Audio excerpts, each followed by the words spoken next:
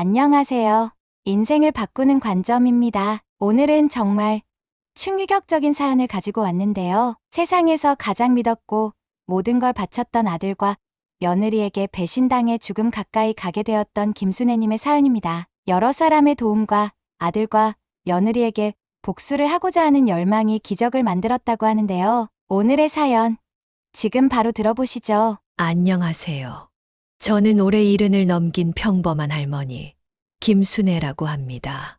가까운 가족에게도 저의 이야기를 잘하지 않는 제가 이렇게 얼굴도 모르는 여러분들에게 저의 이야기를 털어놓는 이유는 평생 아끼고 지켜온 집에서 벌어진 끔찍한 일을 누군가에게라도 털어놓고 싶어서입니다. 그리고 그 일을 견뎌내고 복수하기까지의 이야기를 전하며 저와 같은 사람들에게 용기와 희망을 주고 싶어서 이렇게 사연을 보내게 됐습니다. 그럼 제 이야기 끝까지 잘 들어주시면 감사하겠습니다. 지금은 검은 머리카락보다 흰 머리가 더 많아진 늙은이지만 제 인생에서도 가장 빛나고 찬란했던 시기가 있었습니다. 그 순간은 바로 남편과 함께 저희가 함께 살 집을 지었던 날이에요. 30년 전 우리는 악착같이 일해서 모은 전 재산을 털어 2층짜리 단독주택을 마련했습니다. 남편은 손수 설계도를 그리고 벽돌 하나하나에 마음을 담아 쌓아 올리면서 우리 가족만의 보금자리를 만들었어요. 우리는 이 집에서 함께 늙어가면서 나중에 아들이 결혼을 해서 낳은 손주들이 정원에서 까르르 웃으며 뛰어노는 그런 행복한 미래를 꿈꿨죠. 그렇게 완벽하게 완성된 저희 가족만의 집을 보고서 저와 남편은 손을 꼭 잡고 다짐했습니다. 여보, 우리 고생한 만큼 정말 행복하게 살자. 여기서 정말 소중한 추억들을 많이 만들어 나가는 거야. 우리 가족. 이제 행복할 일만 남았어. 맞아요. 우리 평생 우리 손으로 지은 이 집에서 살아요. 고생을 한 만큼 행복할 일만 남았다 싶었습니다. 저도 남편도 20살 때부터 공장에서 일하며 정말 고생을 많이 했거든요. 공장뿐 아니라 영업일을 하면서 뛰어다니기도 하고, 욕도 정말 많이 먹고, 울기도 정말 많이 울었지만, 이렇게 빛을 보려고 그 고생을 했나 싶어 울컥하기도 했습니다. 하지만 불행히도 그 행복은 오래가지 못했습니다. 남편은 어느 순간부터 계속 숨 쉬는 것을 힘들어했고 또 가슴 쪽에 통증을 호소하기도 했어요. 처음에는 그렇게 심각하게 여기지 않았는데 가면 갈수록 증상이 악화되었기에 걱정이 된 저는 남편을 데리고 병원으로 찾아갔습니다. 정밀 검진을 받은 남편이 병원에서 받은 진단은 다름 아닌 심장암이었습니다. 처음엔 믿기지 않았어요. 위암이나 대장암은 많이 들어봤는데 심장암이라는 건 난생 처음 들어봤기 때문이었죠. 심장 쪽에 발생하는 암이라 수술을 진행하는 것도 무척이나 까다롭거니와 생존율도 낮은 질환이라는 말에 하늘이 무너지는 것 같았습니다. 평생 가족을 위해 헌신한 남편이 병마와 싸워야 한다니. 정말 신이라는 게 있다면 우리 부부에게 이래도 되는 건지 싶었어요. 심장암 선고를 받고 진료실을 나오는 길에 바닥에 주저앉아 펑펑 우는 저를 보면서 남편은 그저 아무 말 없이 절 안고 달래줄 뿐이었습니다. 남편은 오랜 투병 끝에 결국 저와 준호를 남겨두고 세상을 떠났습니다. 사랑하는 남편과 맞이한 마지막 순간을 저는 지금도 잊을 수가 없습니다. 여보, 미안해. 평생 당신 옆에서 행복하게 해주겠다고 했는데 당신이랑 준호를 두고 먼저 가게 돼서. 무슨 소리예요? 당신은 늘 우리 곁에 있을 거예요. 나랑 우리 준호 마음속에 항상 살아있을 거니까 절대 미안해하지 말아요. 준호, 꼭 잘 키워줘. 당신은 좋은 사람이니까. 그리고 강한 사람이니까 잘할 수 있을 거라 믿어. 그동안 못난 남편 만나서 고생만 하고 미안해, 여보. 그렇게 남편은 눈을 감았고 저와 아들 둘이 남은 이 집은 행복한 꿈이 담긴 공간이자 남편의 빈자리가 너무도 크게 느껴지는 장소가 되었습니다. 아빠 없이 자라야 할 아들이 안쓰럽고 마음 아팠지만 저는 그래도 엄마였기에 그리고 남편과 함께한 소중한 기억이 있었기에 버틸 수 있었습니다. 남편이 세상을 떠난 후 주택의 2층은 세를 주어 아들과 저의 생활비를 충당했고 1층에서는 아들과 함께 생활하며 서로 의지했습니다. 아들이 학교에서 돌아올 때마다 현관문을 열고 엄마 하고 부르는 소리를 들을 때면 남편이 그리운 마음도 잠시나마 잊을 수 있었죠. 다행히 아들은 정말 든든한 아들로 잘 성장해 줬습니다. 공부도 곧잘 했으며 좋은 대학에 들어가 좋은 직장에도 취업해서 제 어깨를 으쓱하게 만들었어요. 딱 하나 아쉬운 것이 있다면 30이 넘어서도 결혼을 하지 않았다는 것이었습니다. 그런 아들이 처음으로 결혼하고 싶은 사람이 생겼다고 소개해 시켜주고 싶은 사람이 있다고 제게 조심스럽게 이야기를 꺼냈을 땐 조금 놀라기도 했지만 궁금하기도 했어요. 어떤 참한 여자가 우리 아들의 마음을 홀렸을까 싶었거든요. 처음 봤을 때는 참 좋은 사람 같았습니다. 싹싹하고 예의 바른 모습에 저는 그래, 우리 준호 좋은 사람 만났구나 하고 안심했죠. 아들에게 잘하고 제게도 잘할 거라는 며느리의 말에 저절로 마음이 놓였어요. 더군다나 요즘 며느리들이 제일 싫어한다는 합가하겠다는 말까지 해주니 혼자 있는 저를 걱정해 주는 것 같아 마냥 기특하고 고마웠습니다. 처음 집에 들어와서 살 때는 제게 정말 성심성의껏 잘해줬습니다. 아침이면 부엌에서 저보다 먼저 일어나 아침상을 차리며 웃어 보이곤 했어요. 제가 좋아하는 시래기국을 끓여놓기도 하고 아들이 술을 마시고 들어오는 날이면 얼큰한 해장국을 끓여주기도 했습니다. 음식 솜씨도 아주 예술이었죠. 그래서 저는 지인들에게 항상 이렇게 이야기를 하곤 했습니다. 우리 며느리 정말 착하고 부지런해. 아침에는 나보다 먼저 일어나서 아침상 차려놓고 기다리고 있고 말 안 해도 청소 빨래 어찌나 척척 잘하는지 내가 아주 손댈 구석이 없다니까. 아휴, 형님은 정말 복 받은 거요. 요즘 그런 며느리 보기 어려운데 우리 며느리가 형님네 며느리 반의 반만이라도 좀 닮았으면 좋겠네요. 저는 그 말에 흐뭇하게 웃으며 고개를 끄덕였어요. 그렇게 며느리는 저의 자랑이 되어가고 있었습니다. 하지만 제게 그렇게 잘하던 며느리가 시간이 흐르면서 조금씩 변하기 시작했어요. 친절함 뒤에 숨겨진 속셈이 보였다고 해야 할까요? 티는 그렇게 심하게 나지 않았지만 조금씩 변해가는 표정에 제 마음도 점점 불안해져만 갔습니다. 저는 남편이 떠난 후에도 이 집을 지키며 살았어요. 큰 집을 혼자 관리하는 일이 쉽지는 않았지만 남편과 함께했던 시간이 고스란히 남아있는 이 집을 떠날 수는 없었습니다. 남편이 심장병으로 투병할 때 병원 침대에 누워 제게 힘겹게 말하던 모습이 아직도 생생합니다. 당신이 우리 집을 꼭 지켜줬으면 해. 그 집에는 우리 추억이 다 담겨 있으니까. 여보, 그런 건 걱정하지 말아요.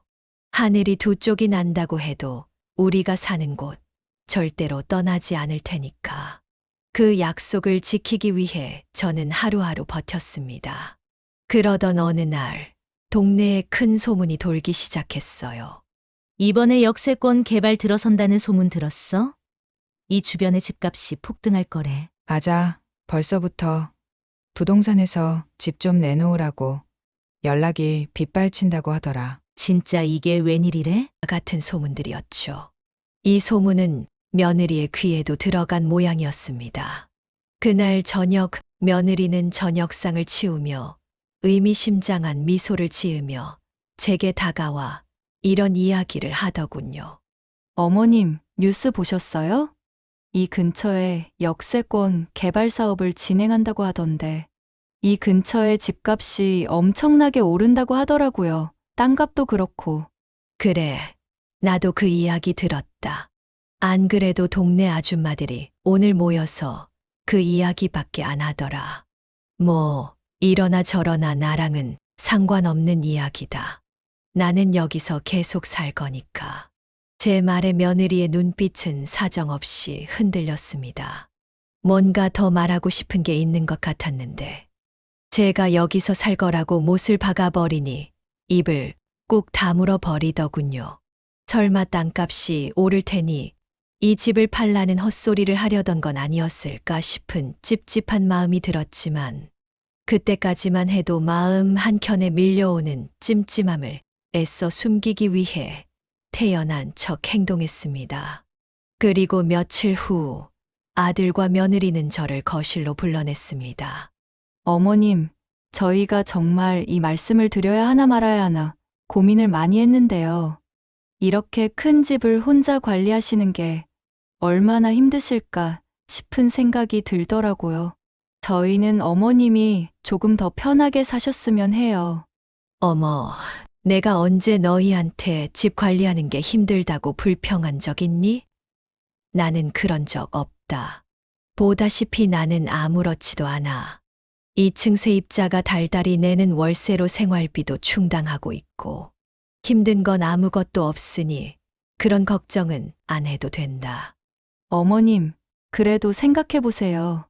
어머님 연세도 있으신데 여기보다 좀 아늑하고 작은 집에서 지내시면 얼마나 좋겠어요. 세입자가 월세를 안 내고 도망칠까봐 전전긍긍할 필요도 없고, 청소를 직접 할 필요도 없고. 맞아요, 어머니. 다른 것도 다 좋지만 연세를 생각하셔야죠. 저희 진짜 진심으로 말씀드리는 거예요. 솔직히 말하면 이 집 이제 너무 오래돼서 관리도 어렵고, 부동산에서도 계속 연락 오는데 조금이라도 좋을 때 파는 게 낫지 않을까요? 이 주변에도 이사 간다고 다들 난리더라고요. 준호야, 아무리 그래도 이 집은 내 아버지와 내 평생이 담긴 곳이야. 땅값이 아무리 오른다고 한들 이 집을 내놓을 수는 없다. 그건 세상을 떠난 네 아버지와의 약속이기도 해. 저는 단호하게 아들과 며느리에게 다시 한번 거절 의사를 표현했습니다.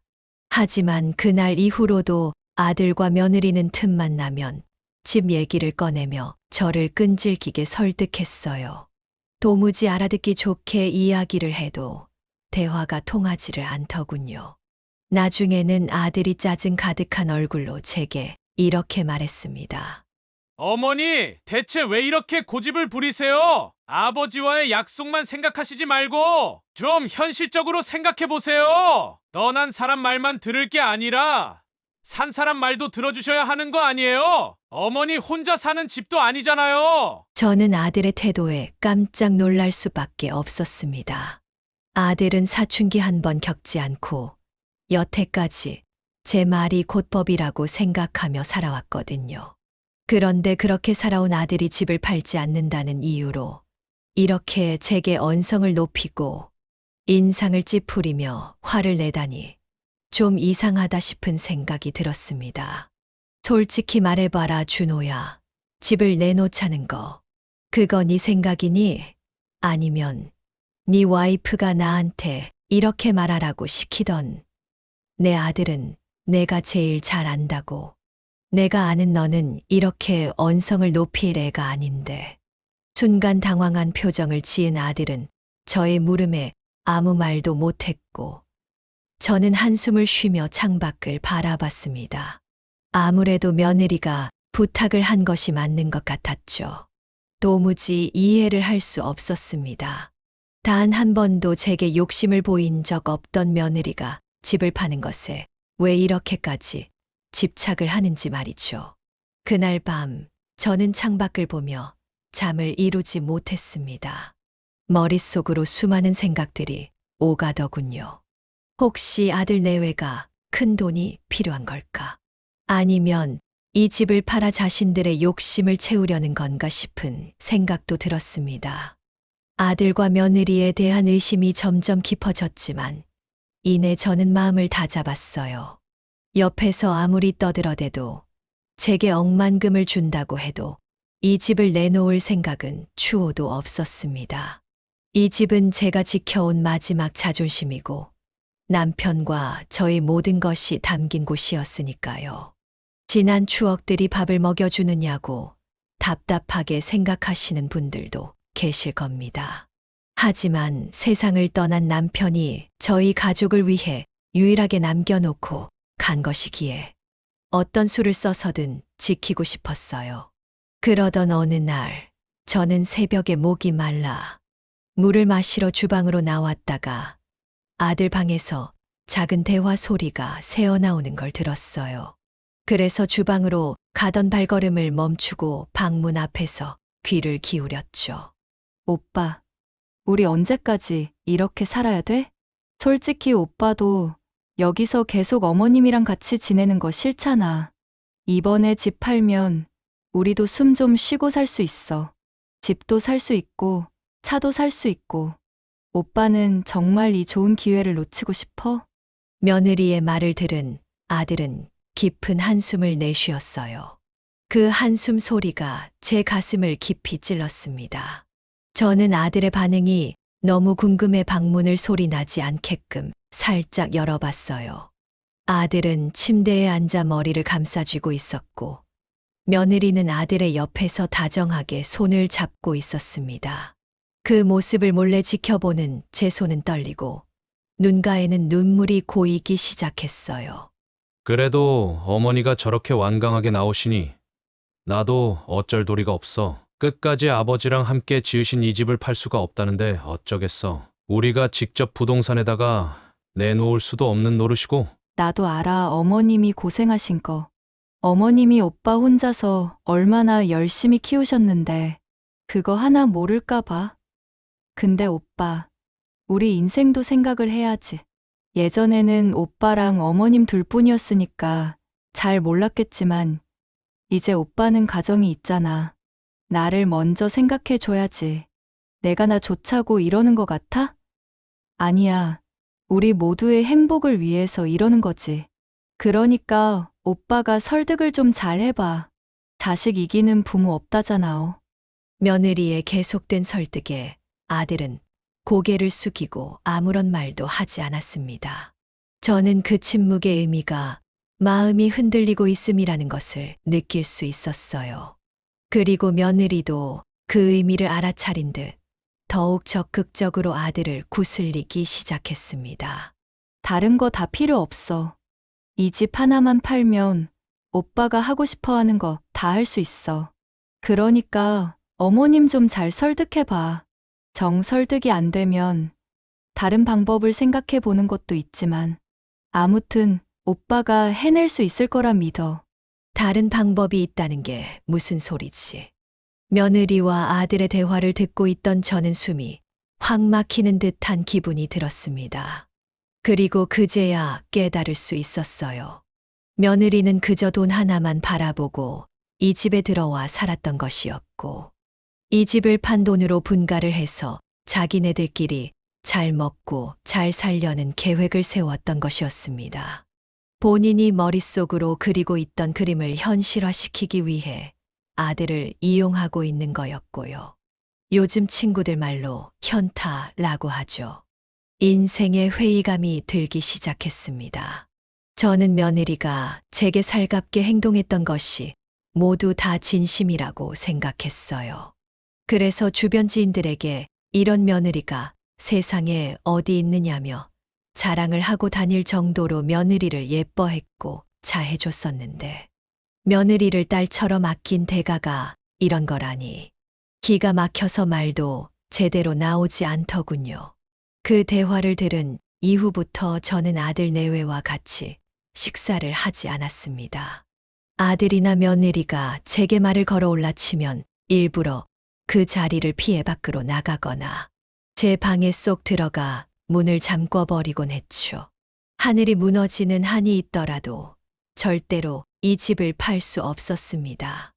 이것은 저의 다짐이기도 했지만 세상을 떠난 남편과의 약속이기도 했으니까요.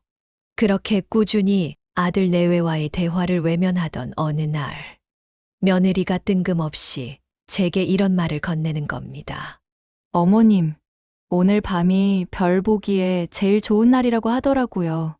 이따가 저녁에 옥상에 별 보러 안 가실래요? 어머님 별 보는 거 좋아하신다고 하던데. 저는 며느리의 말에 잠시 망설였지만 살아생전 밤하늘에 떠 있는 별을 보는 걸 좋아했던 남편 생각이 나 결국 고개를 끄덕였습니다. 저도 하늘에 떠 있는 별이나 구름을 보는 걸 좋아하기도 했고요. 그렇게 해가 지고 하늘이 깜깜해질 때쯤 아들 내외와 함께 어색한 분위기에서 옥상에 올라가 함께 하늘을 올려다봤습니다. 남편이 있었다면 이런 밤하늘을 보면서 손을 꼭 잡아주지 않았을까 하는 생각에 살짝 씁쓸한 기분이 들기는 했지만 그래도 막상 선선한 바람과 탁 트인 밤하늘 그리고 그 사이에 반짝거리고 있는 별들을 바라보고 있으니 가슴은 뻥 뚫리는 것 같더군요. 그때 등 뒤에서 아들과 며느리가 뭔가 조용히 대화를 나누는 소리가 들려왔습니다. 오빠 지금이 딱 기회인 것 같아. 옥상에도 올라왔고 어머님은 하늘 보시느라 정신 팔리셨고 이번이 우리의 마지막 기회라는 거 잊지 마. 한 번에 성공해야 해. 한 번에 성공해야 한다는 말을 정확히 들은 저는 깜짝 놀라며 돌아봤습니다. 저를 바라보고 있는 아들의 눈빛은 이미 사정없이 흔들리고 있었고 며느리는 얼른 아들 보고 움직이라며 등을 떠밀고 있었어요. 대체 뭘 하려고 저러는 건지 이해할 수가 없었던 저는 하늘을 바라보는 걸 멈추고 조용히 아들에게 다가갔습니다. 그 순간 아들이 빠른 속도로 제게 다가와 있는 힘껏 저를 밀어버렸습니다. 저는 어떠한 저항도 하지 못한 채 허공으로 밀려났고 몸이 가벼워지는 순간 남편의 얼굴과 어린 아들이 저를 향해 웃으며 뛰어오던 모습이 눈앞에 필름처럼 스쳐 지나갔습니다. 아, 이러려고 나를 옥상으로 불러냈구나. 내가 좋아하는 걸 빌미 삼아서 나를 이렇게 밀어버리려고. 그렇게 몇 초 후 온몸이 부서질 것 같은 통증과 함께 저는 의식을 잃고 말았어요. 얼마간의 시간이 흘렀을까. 눈을 뜨니 하얀 천장이 저를 반겨주고 있었습니다. 그리고 코에는 의료용 알코올 냄새와 병원 특유의 냄새가 풍겨오고 있었죠. 주변을 둘러보고 싶었지만 제 목에 둘러져 있는 깁스 때문에 주변을 둘러볼 수가 없었습니다. 게다가 온 팔과 다리에 붕대가 둘러져 있었기도 했고 통증 때문에 손가락 하나도 제대로 까딱할 수가 없었어요. 3층 높이의 옥상에서 떨어진 것까지는 기억이 나는데 그 이후의 기억이 전혀 나질 않았습니다. 일단 확실한 건 제가 살아서 병원에 실려왔다는 것이었죠. 이게 어떻게 된 건지 계속해서 상황을 파악하고 있던 순간 커튼이 거쳐지고 의사 선생님께서 절 찾아오셨습니다. 환자분, 정신이 좀 드세요? 여기가 어딘지 아시겠어요? 병원. 저 살아있는 거 맞죠? 선생님, 제가 여기에 어떻게 하다가 실려오게 됐는지 혹시 아시는 것 있나요? 저는 기억이 전혀 나질 않아서요. 아드님께서 119에 신고해서 실려오셨어요. 환자분 혼자 별을 보겠다고 옥상에 가셨다가 발을 헛디뎌 떨어지셨다고. 그래도 천만다행으로 머리부터 떨어지지 않으셔서 생명에는 아무 지장 없으세요. 그런데 의사 선생님은 한참을 망설이셨습니다. 그 망설임에 겁이 덜컥 나더군요. 혹시나 내 몸에 내가 모르는 이상이라도 있나 싶어 숨죽여 다음 말을 기다렸습니다. 그런데 이어진 의사 선생님의 말은 가히 충격적이었어요. 떨어지실 때 척추신경이 심하게 손상되셨습니다. 그래서 앞으로 이동을 하는 데 있어 많은 제약을 받게 되실 거예요. 쉽게 말해 하반신 마비가 찾아왔다는 겁니다. 네, 그게 무슨 말씀이세요, 선생님? 하반신 마비라니요. 그러면 제가 평생을 못 걷게 될 거라는 말씀이신가요? 하반신 마비라고 해서 무조건 평생을 못 걷는 건 아닙니다. 1년 이상 재활 운동을 해야 하는데 그 재활 과정에서 기력적으로 조금이나마 걷게 되시는 분들도 있어요. 쉽지 않겠지만 포기하지 않으면 됩니다. 그래도 많이 힘드실 테니 옆에서 가족분들이 많이 도와주셔야 할 거예요. 가족이라는 말에 저는 눈을 감고 속으로 되뇌었어요. 제 가족이 절 이렇게 만든 건데. 하고요. 차마 입 밖으로 내뱉을 수 없는 말이었죠. 의사 선생님은 천천히 병실을 나갔고 저는 하얀 천장을 보며 눈물을 흘렸습니다. 비록 몸은 움직일 수 없었지만 마음만큼은 분노로 끓어오르고 있었어요.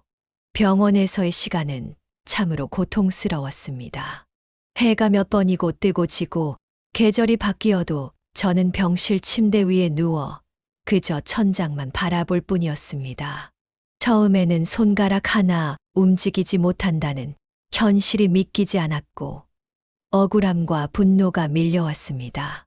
조금만 움직여도 극심한 통증이 밀려오는 탓에 재활운동을 하겠다는 결정을 내릴 수도 없었어요. 하지만 여기서 모든 것을 포기할 수도 없었습니다. 두 사람에게 복수가 어떤 건지 제대로 깨닫게 해주고 싶었거든요. 그래서 저는 의사 선생님께 물었습니다. 선생님, 재활만 열심히 하면 하반신 마비라고 하더라도 조금은 걸을 수 있다고 말씀하셨지요?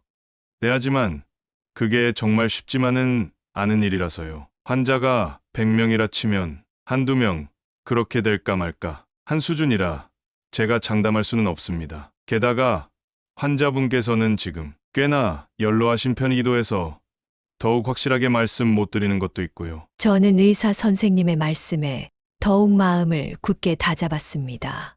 불가능을 가능으로 만들어 보자고 말이죠. 그날 이후부터 재활치료에 들어갔습니다. 그런데 의사 선생님 말대로 정말 말처럼 쉬운 일이 아니었어요. 처음에는 손가락을 미세하게 까딱이는 것도 불가능했습니다. 침대에 누운 채 간호사의 도움을 받으며 굳어버린 몸을 움직일 때마다 통증 때문에 눈물이 펑펑 흐를 정도였어요. 하지만 통증 때문에 괴롭다고 해서 이 모든 과정들을 멈출 수는 없었습니다. 매일 아침이면 침대 옆에 놓인 작은 운동기구를 붙잡고 손을 펴고 접기를 반복했습니다. 그리고 기구에 의존해서 2시간 동안 걸음을 걷는 연습을 했어요. 언젠가는 일어날 수 있을 거라는 믿음으로 모든 걸 꾹 참고 버텼습니다. 도끼를 품고 열심히 재활에 임하는 저를 보며 간호사 선생님들과 재활치료사, 물리치료사 선생님들은 이따금씩 저를 말리기도 했어요. 어머님, 너무 무리하시면 상태가 더 나빠질 수도 있어요. 급하지 않게 천천히, 그리고 무리하지 않으시는 것이 제일 좋아요. 아니에요. 나한테는 천천히고 뭐고 그럴 시간이 없어요. 몇 년이 걸리든 간에 저는 반드시 다시 걸어야만 해요. 아무렇지 않게 손가락을 움직이고 걸음을 걸어야만 해요. 그럴 만한 이유도 있고요. 그러니 난 좀 무리해도 괜찮아요. 모두의 만류에도 불구하고 저는 최선을 다해 재활치료에 임했습니다. 그렇게 고난의 시간을 겪던 어느 날 아들과 며느리가 찾아왔습니다. 제가 다쳐서 걱정스러운 표정이 아니라 불안한 표정으로 말이죠. 어머니, 죄송해요. 저희가 너무 늦게 찾아왔죠. 그때 하도 정신이 없어서 사고 뒷정리를 좀 하느라고 늦었어요. 죄송해요, 어머님. 저희 언제 오나 많이 기다리셨을 텐데.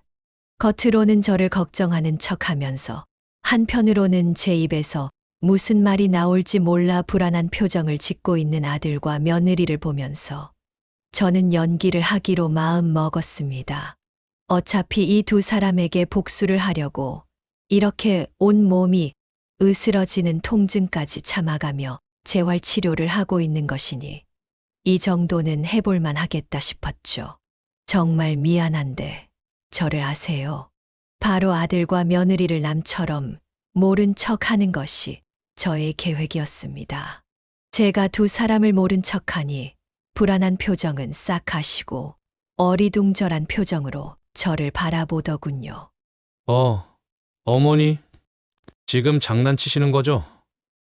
저희 못 알아보시겠어요?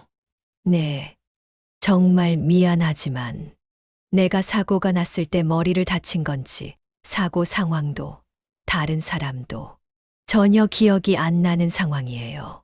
정말 미안해요. 아니에요. 전혀요, 어머님. 여보, 일단 가자. 어머님 좀 쉬셔야 할 것 같아. 며느리는 당황해하고 있는 아들의 팔을 억지로 잡아 끌었습니다. 아마 두 사람은 속으로 쾌재를 부르고 있을 겁니다. 피해자인 제가 기억을 잃었으니 이제는 마음 놓고 살 수 있겠구나 싶을 거예요. 그날 저를 처음 찾아온 아들과 며느리는 그 이후로 저를 2번 다시 찾아오지 않았습니다. 그리고 몇 주가 지났을 때 마침내 저는 휠체어에 앉을 수 있게 되었습니다. 처음 휠체어에 올랐을 때 간호조무사 선생님과 함께 병원 복도를 돌며 느낀 바람이 얼마나 서럽고도 벅찼던지 모릅니다. 그렇게 손가락을 어느 정도 움직이기 시작했을 때부터 저는 꺼져 있던 휴대폰의 전원을 켤 수 있었습니다. 휴대폰을 사고 당시에 잃어버린 줄 알았는데 제가 실려오면서 주머니 속에 같이 들어있었다고 하더라고요. 그런데 제가 사용을 할 수가 없는 상황이기도 했고 충전도 해놓지 않아서 휴대폰이 꺼진 상태로 오랜 시간 방치가 되었던 것이었죠. 그리고 혹시나 아들 내외가 연락을 하지는 않았을까 싶은 생각에 휴대폰을 켰지만 다른 지인들의 걱정스러운 문자만 와 있을 뿐 아들과 며느리의 연락은 단 한 통도 없었습니다. 그럼 그렇지. 저는 한숨을 한 번 내쉬고서 본격적으로 아들과 며느리에게 복수를 하기 위해 만반의 준비를 시작했습니다. 제일 먼저 알아봐야 했던 것은 다름 아닌 제가 자력으로 발을 헛디뎌 옥상에서 떨어진 것이 아니라 아들이 옥상에서 저를 밀었다는 증거를 찾는 것이었어요. 그런데 하필이면 장소가 옥상이었기에 증거 찾는 것이 쉽지 않을 것 같았죠. 그래도 저는 포기하지 않고 열심히 할 수 있는 만큼 증거를 찾았습니다. 옥상 추락사고, 주택 CCTV, 가족 고소. 이런 걸 검색해야 하는 하루하루가 전쟁 같았습니다. 그렇게 여러 방법을 찾던 중 제게 뜻밖의 전화가 걸려왔습니다. 바로 저희 집 2층에 살고 있었던 세입자의 전화였죠. 제가 전화를 받자 세입자 청년은 깜짝 놀라며 제게 이렇게 이야기했습니다. 세상에, 사장님, 그동안 무슨 일 있으셨던 거예요? 왜 이렇게 연락이 안 되셨어요? 전화기도 꺼져 있고 제가 얼마나 걱정하고 있었다고요. 월세 입금해도 전화가 계속 꺼져 있고 1층에 찾아가도 아무도 문을 안 열어줘서 아이고, 그랬구나. 미안해요. 내가 지금 사고가 나서 병원에 입원해 있어요. 사고요? 괜찮으세요? 많이 다치셨어요? 많이는 아니고 조금. 그런데 지금 1층에는 우리 아들이랑 며느리가 살고 있을 텐데 문을 안 열어줬어요? 네. 일단 인기척도 없고 내려가서 문을 두드려도 아무도 문을 안 열어줬어요. 그래서 무슨 일이 있으신 건가 싶었죠. 세입자 청년의 말에 한숨이 절로 나왔습니다. 숨어 사는 건지 아니면 집을 방치한 채 밖에서 지내고 있는 건지 알 턱이 없었죠. 그런데 문득 어떤 생각 하나가 머릿속을 스쳐 지나갔습니다. 저 총각, 혹시 내 부탁 하나만 들어줄 수 있어요? 부탁이요. 어떤 부탁이신데요? 다름이 아니라 우리 주택에 옥상 있지. 그쪽을 비추고 있는 CCTV가 근처에 있어요? 아무래도 없겠지. 저희 집 옥상 쪽을 비추는 CCTV요? 글쎄요. 잘 모르겠는데요. 아마 찾아봐야 할 것 같아요. 그런데 CCTV는 왜요? 내가 꼭 필요한 일이 있어서 그래. 혹시 주변에 그런 CCTV 같은 게 있는지 살펴보고 나한테 전화 좀 줄 수 있을까요? 네, 알겠습니다. 제가 살펴보고 연락드릴게요. 청년은 전화를 끊은 지 30분도 되지 않아 제게 다시 전화를 줬습니다. 그리고 놀라운 사실 하나를 알려줬어요. 바로 저희 주택의 바로 옆에 있는 주택에 저희 집 옥상 쪽 방향을 어렴풋이 비추고 있는 CCTV가 있다는 것이었죠. 아예 대놓고 비추지는 않아도 위치상 어느 정도는 보일 수 있을 정도로 자리를 잡고 있다고 하더라고요. 이거다 싶었습니다. 다행히 옆집 주택에 살고 있는 사람은 친하게 지내는 동생이었기에 문제없이 연락을 취할 수 있겠다 싶었어요. 저는 청년에게 몇 번이고 고맙다는 말을 전한 다음 곧바로 옆집에 사는 동생에게 전화를 걸었습니다. 아이고 형님, 이게 얼마만이야 세상에. 그동안 왜 이렇게 연락이 안 됐어요? 나는 나 모르는 사이에 형님이 다른 지역으로 이사라도 갔나 해서 서운할 뻔했네. 아휴, 미안해. 내가 일이 좀 있어서 지금 병원에 있거든. 한동안 휴대폰도 꺼져 있었고 치료받느라 연락을 못했어. 다름이 아니라 내가 부탁 하나만 할 수 있을까? 아주 중요한 문제야. 저는 동생에게 떨리는 목소리로 상황을 하나부터 10까지 자세히 설명한 다음 혹시 집에 있는 CCTV를 볼 수 있겠느냐고 물었습니다. 동생은 깜짝 놀라더니 그런 일이라면 당연히 보여줄 수 있다며 그런데 아들이 정말 그런 짓을 했느냐며 격분을 하더군요. 그리고 나서 경찰에 신고를 하겠다고 하기에 저는 우선 동생을 진정시켰습니다. 지금은 경찰에 신고를 할 때가 아니고 내가 다 계획이 있어서 그런 거니 CCTV 자료만 제공을 좀 해줬으면 좋겠다고 말이죠. 다행히 CCTV 영상은 1년 전 것부터 보관이 되고 있는 상황이었기에 그날의 사고 영상을 살펴보는 건 일도 아니었어요. 동생은 그날 저녁 6시부터 8시까지 녹화되어 있는 파일들을 제게 모두 보내줬습니다.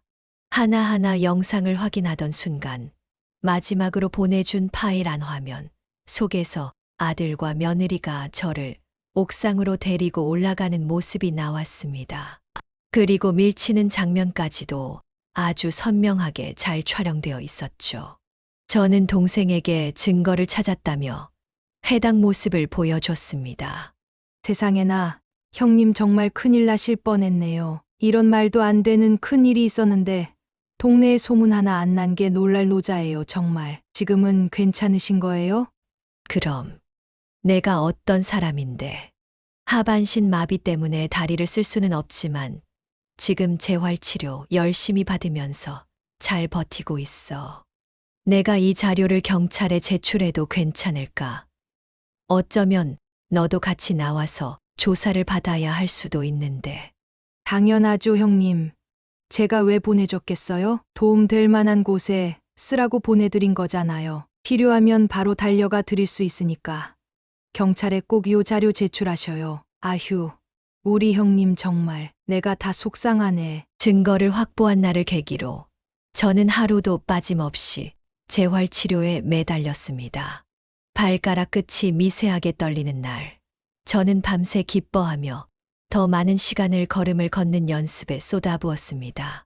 다리가 조금씩 움직이고 하체가 반응하기 시작했을 때는 온 몸이 부서질 것 같이 아팠지만 그 아픔이 오히려 살아있다는 증거 같아서 이를 악물고 버틸 수 있었습니다. 간호사들은 악바리로 버티면서 고통스러운 재활을 견뎌내는 저를 보며 감탄사를 연발하기도 했습니다. 어머님, 어떻게 이렇게 잘 버티세요? 저 같으면 진작 포기했을 텐데 정말 멋지세요. 포기하면 다 끝나버리는 거잖아요. 인생을 그렇게 허망하게 포기할 수는 없죠. 솔직히 포기하고 싶은 순간이 없었던 건 아니었습니다. 온몸에 밀려드는 통증들은 이따금씩 삶을 무력하게 만들기도 했거든요. 가끔씩은 내가 왜 이런 수모를 겪어야 하는지 스스로가 너무 괴롭고 아들 내외를 원망하기도 했습니다. 하지만 스스로 자책을 하고 괴로워하면서 누군가를 원망하기에는 그렇게 시간이 많이 남아있지 않았어요.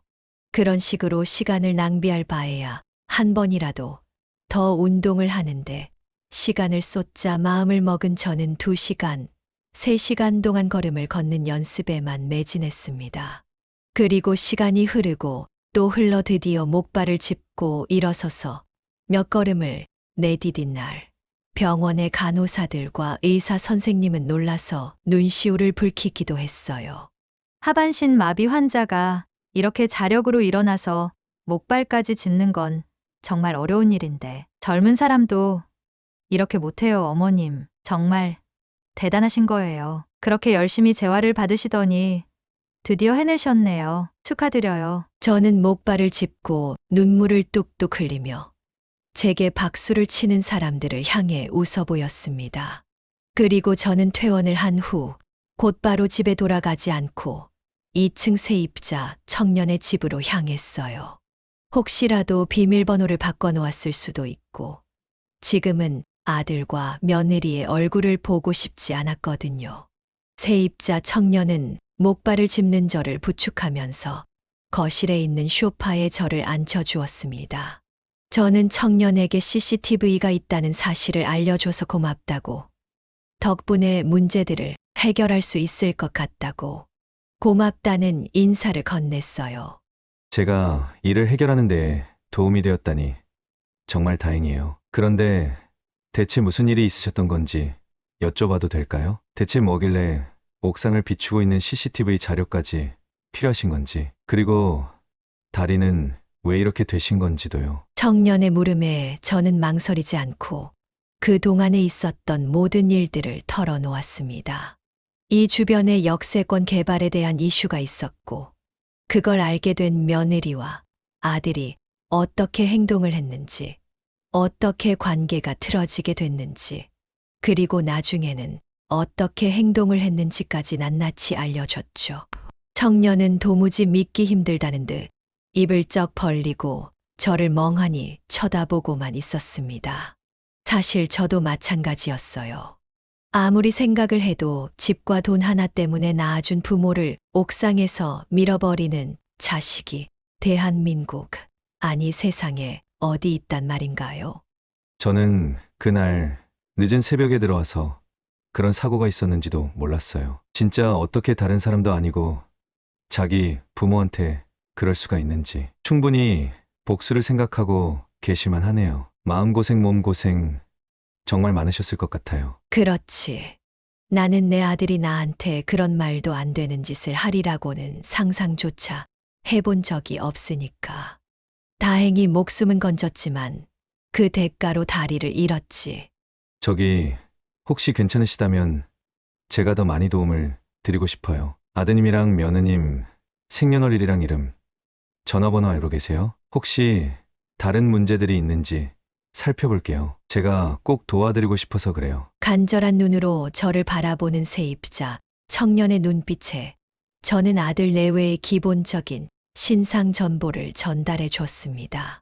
경찰에 신고를 하기 전에 혹시라도 다른 문제들이 없는지 살펴보는 과정도 얼마든지 중요했기 때문에 이런 부분도 알아두면 좋겠다 싶었죠. 저는 그날 이후 다시 치료에 집중하기 위해 도로 병원으로 들어갔습니다. 일주일 정도가 흘렀을 무렵쯤 세입자 청년이 제가 입원해 있는 병실로 찾아왔어요. 그런데 세입자 청년의 안색이 말이 아니었습니다. 뭔가 문제가 있는 것 같은 표정으로 다가와서는 한참 동안 망설이다 겨우 이야기를 시작하더군요.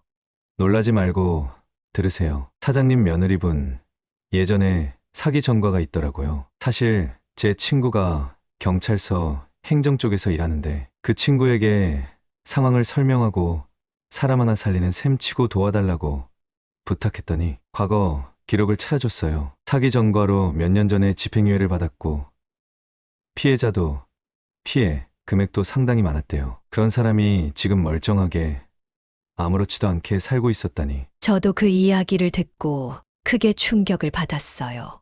사기 전과를 가지고 있었다고. 정확히 어떤 사기인지는 모르고. 자세히는 저희도 알 수가 없어서 모르는데 친구 말로는 투자 사기로 몇 번 잡혀왔었다고 해요. 젊은 20대부터 40대까지 뜯어먹은 금액은 총 2천만 원 정도고 초범이라 징역 안 가고 집행유예를 받은 걸로 아는데 참 아직도 이런 비슷한 짓을 하고 다닐 줄은 상상도 못했네요. 갈수록 태산이라고 생각했습니다. 며느리가 뒤에서 우리 아들을 꼭두각시처럼 조종을 해댄 것도 모자라서 사기까지 치고 다닌 전과자였다니. 기가 막혀서 웃음밖에 안 나오더군요. 저희 반응에 세입자 청년은 제 두 손을 꼭 잡아주며 응원을 불어넣어 주었습니다. 반드시 이겨내세요. 저도 사장님이 이기실 수 있도록 옆에서 끝까지 함께 할게요. 저는 세입자 청년의 응원에 힘입어 그날 저녁 세입자 청년과 함께 경찰서에 찾아갔습니다. 제가 불편한 몸을 이끌고 고소장을 접수하자 경찰은 내용을 세부적으로 검토하더니 깜짝 놀라 정말 자식들이 몸을 그렇게 만든 것이 맞냐고 물었어요. 그 누구도 이 상황을 믿고 싶지 않아 했습니다. 하지만 제가 표정 하나 변하지 않고 진짜 실제로 일어난 일이라며 CCTV 자료까지 제공을 해 주니 그제서야 모든 사실을 진실로 깨닫고서 사건을 접수해 주셨어요. 그리고 정확히 2주 후 경찰들과 저는 아들 내외가 살고 있다는 오피스텔로 찾아갔어요.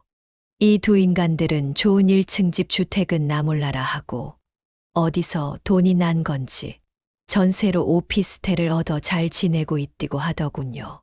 초인종을 누르자 곧바로 현관문이 열렸고 그 안에서 나온 아들은 문을 열자마자 저승사자를 본 듯 얼굴이 새하얗게 질리더군요.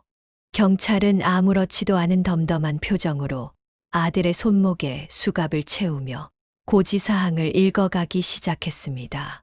그때 갑자기 아들이 소리를 지르며 미친 듯이 날뛰는 겁니다. 아니요. 대체 지금 무슨 말씀을 하시는 건지도 모르겠고 저희 집에도 왜 어떻게 찾아오신 건지는 모르겠지만 저는 아무런 잘못 없습니다. 전부 다 오해예요.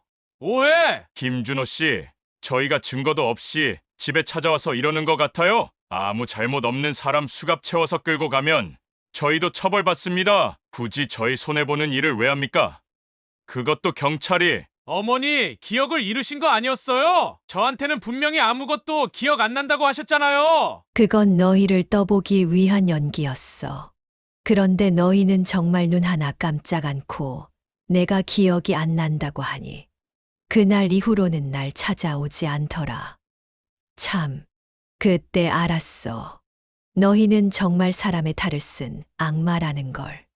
어머니, 오해예요. 저는 그런 사람 아니잖아요. 제가 그동안 어머니한테 얼마나 효도를 하면서 살았는데요. 아버지 돌아가셨을 때도 어머니 옆에 있어준 거 저였고 어머니 그렇게 다치셨을 때도 119 불러드린 거 저였잖아요. 현관문 앞에서 신랑 일을 하고 있자 하나둘씩 현관문이 열리기 시작하더니 사람들의 머리통이 빼꼼하고 나왔습니다. 창피하지는 않았느냐고요. 전혀 그렇지 않았어요. 되려 제 무덤을 제가 더 파는구나 싶은 생각에 더 난리를 쳐봐라 하는 심산이었죠. 그리고 한참 그렇게 시끄럽게 소란을 피우니 방 안에 있던 며느리도 나와서 이 광경을 목격했습니다. 며느리 또한 아들처럼 제 얼굴을 보고서 못 볼 거라고 본 것처럼 깜짝 놀라 소리를 지르더군요. 지금 저희 남편한테 뭐 하시는 거예요? 이거 안 풀어요. 우리 남편이 뭘 잘못했다고 잡아가시려는 건데요. 죄명을 말해보세요. 죄명을. 죄명은 이제 죄를 지으신 분들이 더 잘 아시겠지요? 그리고 며느님도 같이 서해 좀 가주셔야겠습니다. 남편분이 범죄 저지르는 걸 바로 앞에서 지켜만 보고 계셨죠? 그것도 방관죄로 충분히 처벌이 가능하거든요. 그러니까 증거를 가지고 오라니까요? 그렇게 증거 하시니 보여드릴 수밖에 없겠네요. 여기 CCTV가 그 증거입니다. 옆집 건물의 옥상을 비추고 있는 CCTV가 있었고 거기서 찍힌 장면이에요. 이래도 잘못한 게 없다고 끝까지 발뺌하실 겁니까? 경찰관님은 한숨을 푹 내쉬며 아들과 며느리에게 CCTV 자료 화면을 보여줬습니다. 자신들이 대놓고 저를 밀어버리는 장면이 찍혀 있자 한참 시끄럽게 소리를 지르고 자신들은 죄가 없다며 소리를 지르던 아들 내외의 입이 신기하게 꾹 다물어졌어요.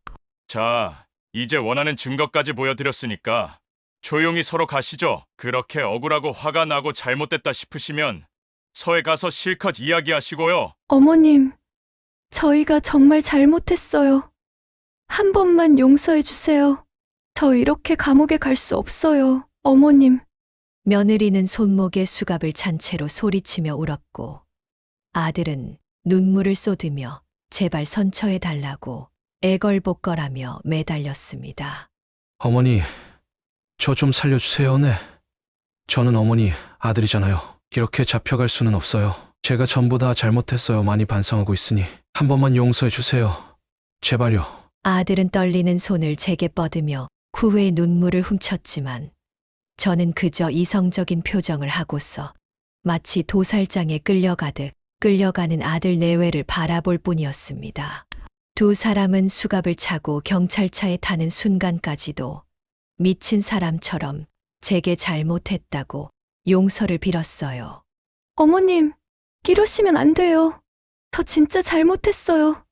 다시는 안 그럴게요. 제발요. 제발 저희 좀 살려주세요. 그 순간 저는 속으로 생각했습니다. 이미 아들과 며느리에 대한 도의는 그날 밤 옥상에서 내 등을 밀었던 날 모두 깨져버렸다고 말이죠.